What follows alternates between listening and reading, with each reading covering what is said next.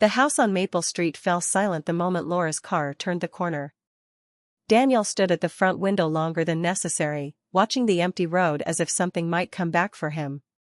The morning sun touched the hardwood floor, but he barely noticed. Laura had left only 10 minutes earlier, heading to a 3-day business conference in Seattle. She had hugged him, reminded him to feed the dog, and laughed when he promised to survive without her cooking. Now the quiet pressed in.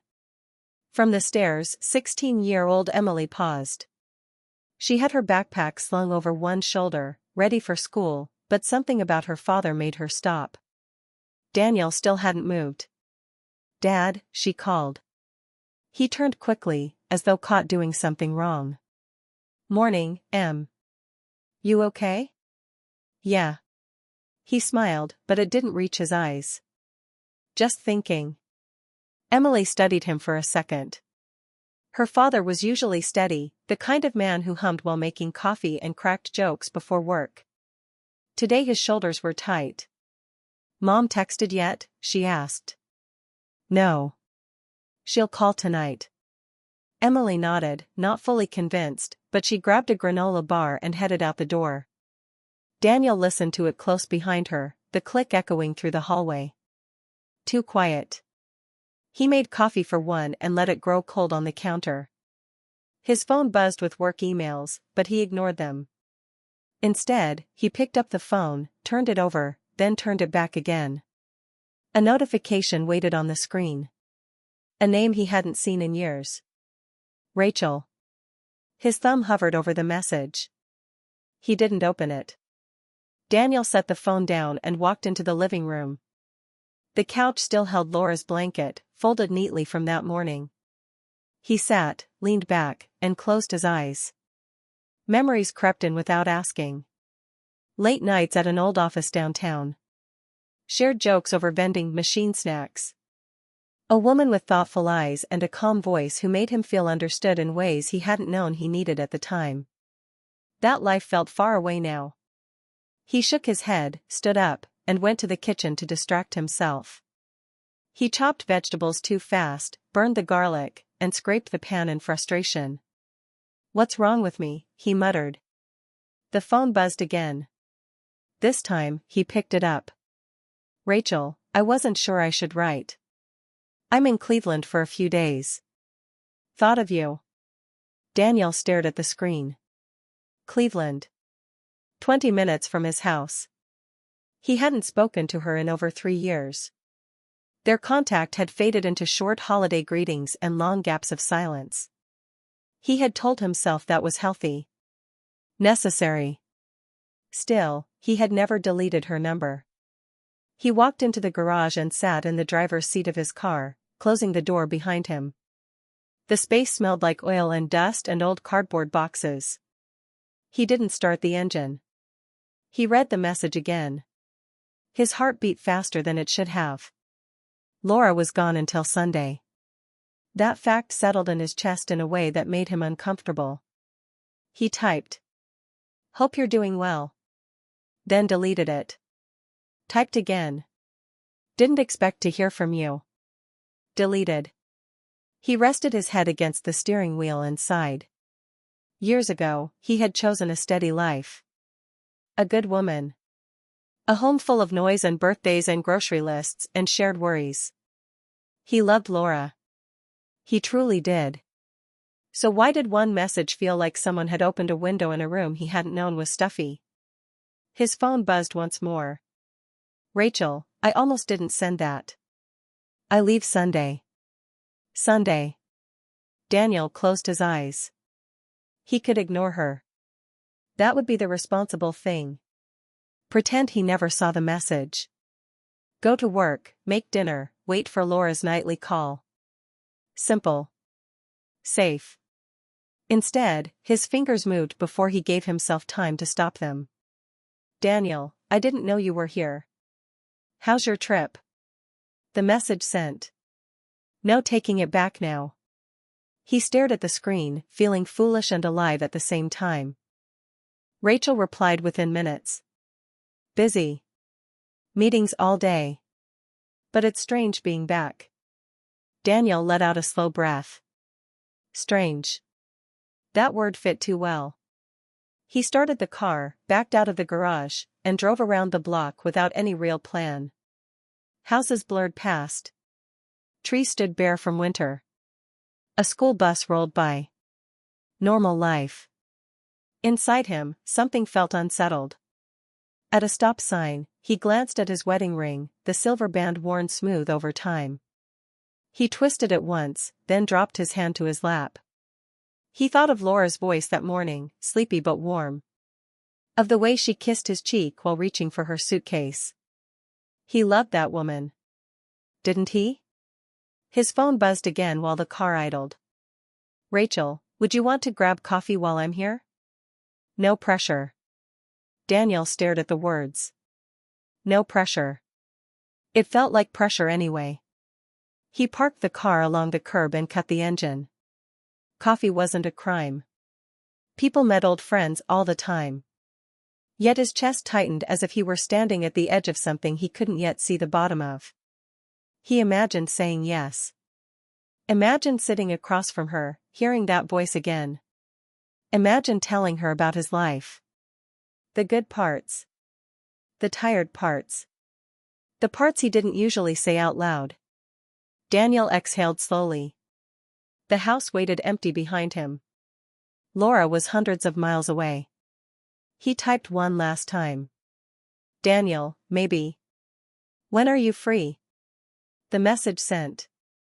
Daniel leaned back in his seat, staring up through the windshield at the pale winter sky. He didn't know it yet, but that single line of text was about to pull the past into the present. And test everything he thought he understood about loyalty, love, and the quiet choices that shape a life. Daniel's phone buzzed again the next morning. Rachel, I'm free after lunch. Want to meet? He stared at it for a long moment. Part of him wanted to delete it. Part of him wanted to throw the phone across the room. But another part, the part that hadn't spoken in years, the part that remembered laughter and late nights and quiet comfort, wanted to say yes. He typed quickly. Sure. There's a cafe on 5th Street, the corner bean. Say 1 o'clock? She replied instantly. Perfect. See you then. Daniel's heart thumped. Not in panic, not in danger, just a steady, surprising flutter he hadn't felt in decades. The cafe was small, cozy, with warm lights and a smell of roasted coffee that reminded him of old offices and old conversations. He arrived 10 minutes early, pacing outside, hands in his pockets, trying to appear calm. When Rachel walked through the door, time seemed to tilt. She looked older, yes, but in a way that made her soft, gentle, approachable. Her hair had streaks of silver, but her smile was the same one that used to make him forget his lunch break, the same careful smile that made him feel both nervous and comfortable at once. Daniel, she said, and the sound of his name from her lips felt like a memory and a new note all at once. Rachel, he said, standing awkwardly before she offered him a hug. They embraced briefly, longer than polite but short enough to avoid anyone noticing. The smell of her perfume, the same floral scent, a little sharper now, hit him and sent a rush of nostalgia through his chest. They sat, ordered coffee, and the conversation began cautiously, circling neutral topics first: jobs, the weather, Cleveland's traffic, minor frustrations of daily life. He noted the lines around her eyes when she smiled, the slight tilt of her head when she was thinking. She hadn't changed that much, yet everything was different. I got divorced 2 years ago, she said casually. The words hung in the air. Daniel nodded slowly, not sure how to respond. It wasn't meant to be an invitation. He understood that. Yet it was a reminder that life moved on, and so had she. My husband wasn't cruel or unkind, she continued. He just drifted away. Even when he was home, he wasn't really there. Daniel felt that sentence pierce him softly. He knew that feeling, he realized, in ways he hadn't admitted even to himself. Moments in his own marriage, when life had become routine, when even he had stopped noticing Laura in small ways, it struck a chord. Rachel stirred her coffee slowly. Are you happy, Daniel? The question caught him off guard. He opened his mouth to answer, but nothing came. The truth was heavier than a simple yes or no. Happiness was complicated. Love was complicated. 20 years of marriage, a daughter he adored, memories he couldn't undo. It wasn't as simple as being happy or unhappy. Rachel watched him closely, not judging, just waiting.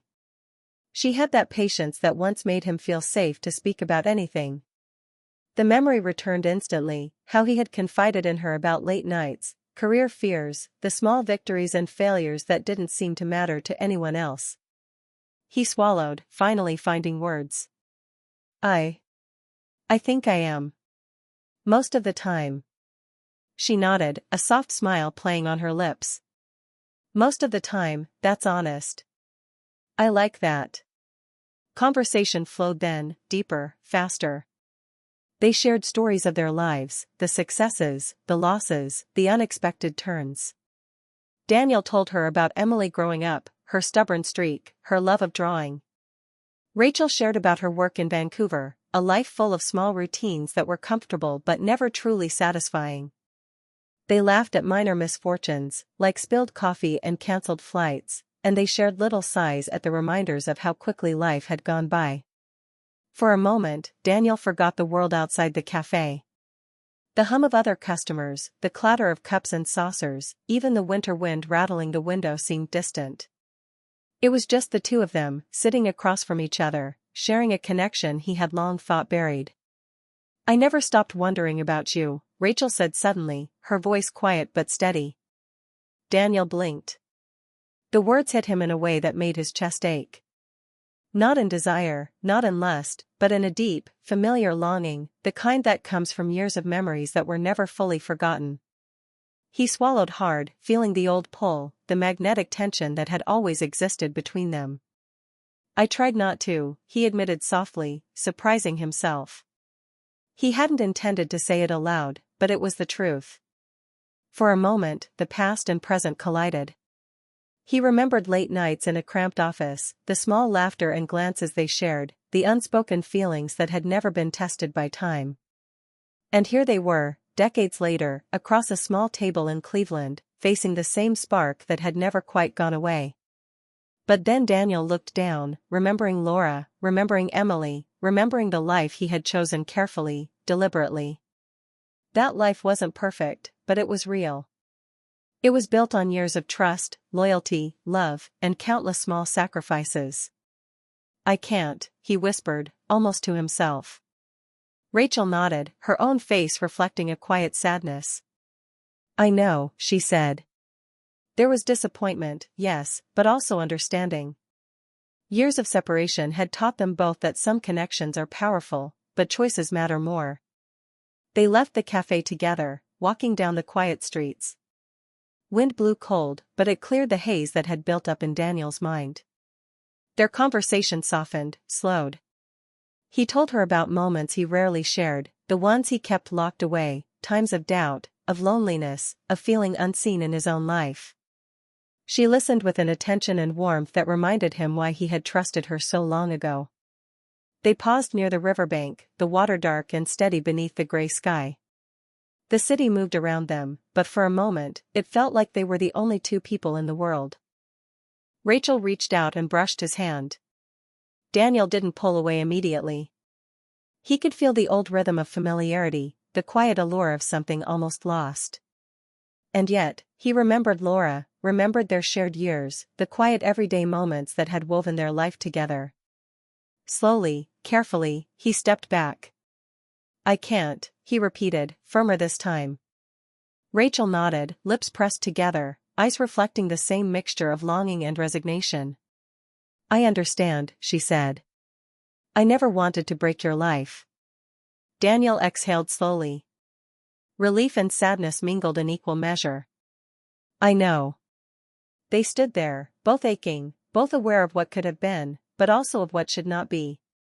Rachel smiled faintly, her own heartbreak gentle and controlled. I needed to see you, just once more, she admitted. Daniel nodded, chest tight. I needed that too. They hugged goodbye. Long, careful, sorrowful, and familiar. Neither one wanted to let go, but they knew that holding on would change too much. As Daniel walked back to his car, he felt the weight of the past mixed with the reality of the present. His phone buzzed quietly in his pocket. Laura's name flashed on the screen. He glanced at it. Her call. A reminder of the life he had almost risked, a life full of love, family, and ordinary yet irreplaceable moments. He ignored the buzz and sat in the car for a moment, breathing, feeling the cold air, and realizing something important. Sometimes the heart remembers things it shouldn't. Sometimes old sparks can reappear. But choice defines a life. Daniel started the engine and drove home, the winter sun breaking through the clouds, lighting the way back to the house, to Laura, to the family that awaited him, and to the understanding that some connections are meant to be remembered, not relived. Daniel and Rachel walked along the riverbank after leaving the cafe. The city moved around them, cars honking, pedestrians bundled up in coats, but for them, the world felt smaller. Their steps fell into a rhythm, soft crunching on the gravel path, the cold wind brushing against their cheeks. It was brisk, but Daniel barely noticed. He was too aware of her presence, the way her hair caught the sunlight, the tilt of her head as she spoke. "I almost forgot what it felt like to walk like this," Rachel said, her voice quiet, carrying a hint of nostalgia. Daniel nodded. "Me too. Years go by so fast, and we barely notice." They talked, fast and easy, about things that didn't matter and things that did. Work stories, family updates, small regrets, and the things they had wanted to say but never did. Daniel told her about Emily, her stubbornness, her drawings that filled every wall of their home. Rachel listened, smiling softly, letting the words settle. She shared about Vancouver, about projects that were exciting but lonely, about quiet nights in empty apartments. Every so often, their hands brushed. A casual touch at first, accidental, then slightly longer. Daniel felt the pull he had known years ago, the quiet draw, the magnetic comfort of being with someone who had once known him so fully. His chest tightened with the memory of late nights in a small office, the laughter they had shared, the silent understanding that neither had found anywhere else.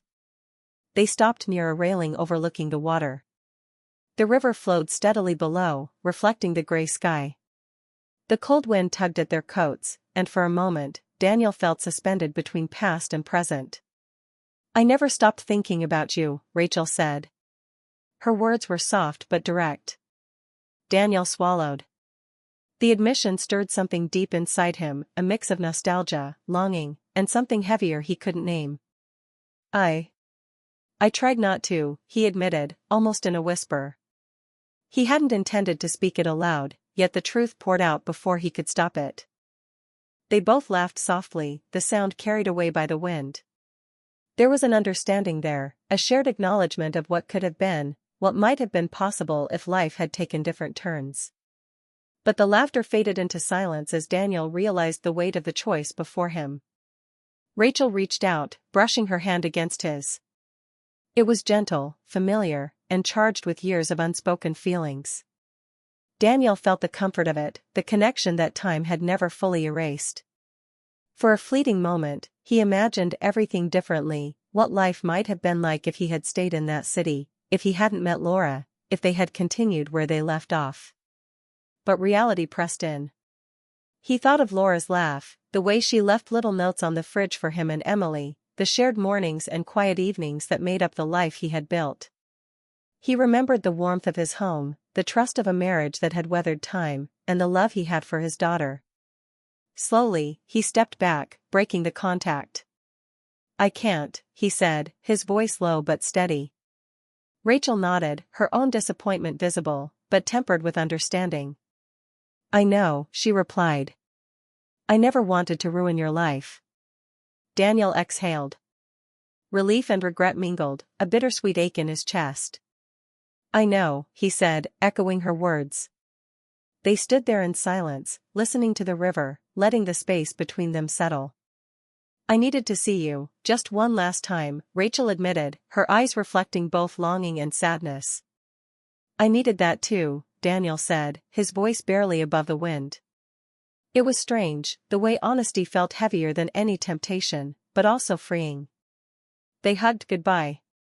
It was a long hug, careful and sorrowful, filled with the weight of years and the intensity of what might have been. Daniel could feel the ache of letting go, yet the relief of choosing wisely. He didn't pull away quickly, wanting to memorize the warmth and the familiarity before releasing it. As they parted, Daniel watched her walk away, suitcase in hand, turning briefly to wave.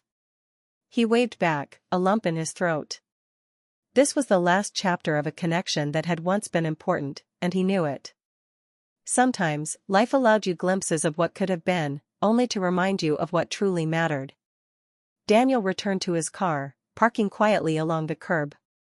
His phone buzzed in his pocket. Laura's name flashed on the screen. He ignored it, letting it sit, and leaned back in his seat.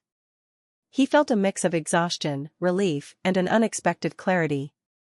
Rachel had reminded him of things he had almost forgotten: the depth of feeling, the danger of complacency, the need to consciously choose the people you love every day. He started the car and drove home, the winter sun cutting through the clouds, lighting the streets in a soft golden hue. Thoughts swirled, but the choice he had made felt right. Rachel had reappeared in his life, stirred emotions, and then left him with a gift, the reminder of the life he had, the family he loved, and the understanding that some things are meant to be cherished, not relived. Back home, the house felt warmer than before. Emily's drawings still decorated the walls. The quiet hum of everyday life surrounded him. Daniel opened the door, letting the familiar smells of home envelop him. He realized that what had almost been a temptation had become a lesson. He had seen the pull of an old flame, acknowledged it, and then chosen the present over the past. For the first time in years, he felt fully awake to his life. Every laugh, every sigh, every small moment with Laura and Emily was precious. And as he placed his keys on the counter, Daniel knew that the most important connections were the ones you nurtured, the ones you returned to, and the ones you fought for, not the ones you almost lost. The river flowed outside the city, carrying away the echoes of the past. Daniel stepped into his home, ready to face the life he had, appreciating it in a way he hadn't for years. The day had been unexpected, intense, and emotional, but it had brought him back to what mattered most: love, family, and the power of choosing wisely. Rachel's presence would linger as a memory, bittersweet and powerful, a reminder of temptation and longing. But Daniel had made his decision. He had faced the pull of the past and returned stronger to the present. Life went on, and he was ready to embrace it fully, with his family, with gratitude, and with a renewed heart. And in that quiet home, Daniel realized something rare: sometimes, the hardest choice is the right one, and the most powerful love is the one you consciously protect, even when the past comes calling. Daniel didn't sleep that night. The house on Maple Street was quiet, too quiet, and he sat at the kitchen table, staring at the wood grain, lost in thought. The river of emotions from the day flowed through him: relief, longing, regret, and clarity all tangled together. Rachel's words, her touch, the pull of the past lingered in his chest, but beneath it all was a profound sense of understanding. He had almost crossed a line, one that would have changed everything, and the realization of what he had done, and what he hadn't done, weighed on him. He pushed himself away from the table and started moving. He cleaned the kitchen, wiping down counters, organizing drawers, the familiar hum of domesticity grounding him. He thought about Laura, about Emily, about the life he had chosen and built with careful devotion. Every little thing, the curtains Laura liked, the way Emily left drawings on the fridge, the smell of coffee in the morning, reminded him why it mattered.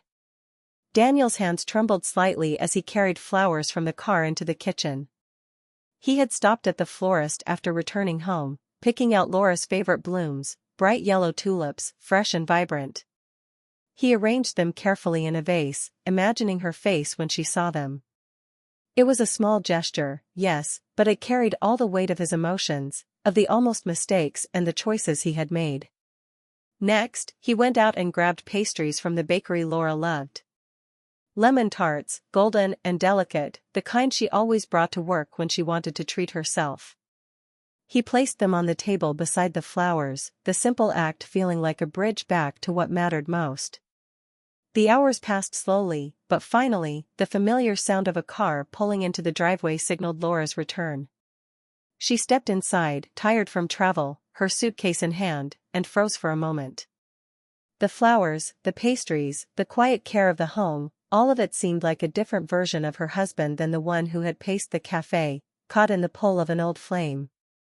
"What happened here?" she asked, a mix of curiosity and warmth in her voice. Daniel smiled softly and took her coat, guiding her to the chair at the kitchen table. "Sit," he said. His voice carried a weight she immediately recognized, not tension, not fear, but seriousness. Laura raised an eyebrow, sensing the gravity in his tone, and waited. "I need to tell you something," he began, choosing his words with care. Her eyes softened, though a flicker of concern passed across her face. "My old coworker. Rachel, she was in town." He paused, letting it settle. He could see Laura stiffen slightly, but he pressed on. "We met for coffee." Silence fell, heavy but not angry. Laura's eyes searched his, looking for something beyond the explanation, some truth she could hold on to. "And?" she asked, her voice measured. Daniel took a deep breath, steadying himself. "It made me realize how easily people can drift when they stop noticing each other. When they stop talking, really talking, to the people they love." He paused again, letting his words sink in. "I didn't cheat. I didn't cross that line. But I saw how close you and I almost became strangers to each other in our routines. And I don't want that." Laura blinked, processing. Relief softened her features slightly, but there was still the weight of the story he had shared. "You're telling me this because," she asked carefully. "Because I choose you," he said simply, looking her in the eyes. "Every day. And I think I forgot to say that out loud sometimes. I think I forgot to really show it." Tears welled up in her eyes, unplanned and sudden. "You scared me for a second," she whispered, voice trembling. "I know," he admitted. "And I'm sorry for that. But I want to be honest with you. I want us to be honest with each other. I don't want us to drift, even by accident." Laura reached for his hands, holding them tightly, as if anchoring herself to him, to the moment. "Thank you for telling me," she said softly. Daniel felt a wave of relief and love wash over him. The weight of temptation, the pull of the past, the tension of possibility, all of it evaporated, replaced by clarity and devotion. He realized that sometimes the most profound acts of love weren't grand gestures or dramatic declarations, they were choices made quietly, deliberately, when no one was watching. They sat together in the kitchen, hands intertwined, letting the silence speak. It was not the awkward, heavy silence of unspoken truths, but a comforting, shared quiet that spoke of understanding and renewed commitment. Daniel looked around at the house, Emily's drawings, the cozy kitchen, the little messes that made it home, and felt gratitude. Across town, Rachel packed her suitcase in the hotel room, glancing out the window at the gray city below. She had come into his life briefly, stirred old emotions, and left. She felt the ache of connection and the satisfaction of closure. No bridges were burned. No lives ruined. Just the understanding that some things are meant to be remembered, not repeated. Back on Maple Street, Daniel realized something rare and important. Sometimes the most amazing thing a man could do wasn't an act of adventure or rebellion. It wasn't about excitement or desire. The most amazing thing was restraint.